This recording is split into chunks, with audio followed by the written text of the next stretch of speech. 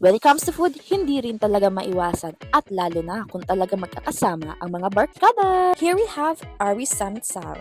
And as a first impression, I truly enjoy how things were actually organized and somehow it actually helps how peaceful the ambience is. And oh my gosh, guys, kung nakikita nyo, I truly enjoy the strips of pork and beef here. Huy! And guys, hindi lang tayo puro karne kasi sa mga ko puro karne, di ba? Magpapa-high blood lang.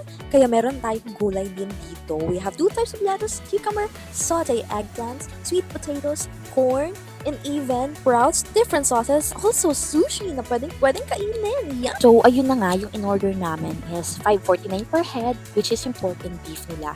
And yun nga, ang dami-dami ng mga servings sa amin. So, at may ambag ka na dito kasi hindi ka makakarason na hindi ka marunong magluto. Dahil ang dali-dali niya lang i-grilled. So, every time na nagbe-brown siya, ayun, ay pwede na siyang kainin. Both side ha, brown. Huwag ka kakain ng hilaw ha. At kung nakikita nyo, ay talagang concentrate ako sa pagluluto at sa pagpili.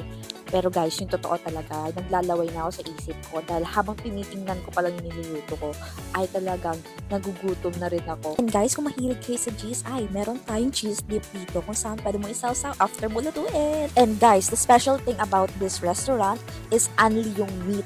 Kaya magsasawa ka talaga sa meat and walang time limit. O diba? Kaya saan ka ba? At ayun, may taga-subo nga ako. So masarap talaga ang pagkain kapag may taga-subo. Char. And while I was eating, ay kasama ko nag-e-enjoy ang aking mga barkadas na nakikita niyo naman. Bulaga.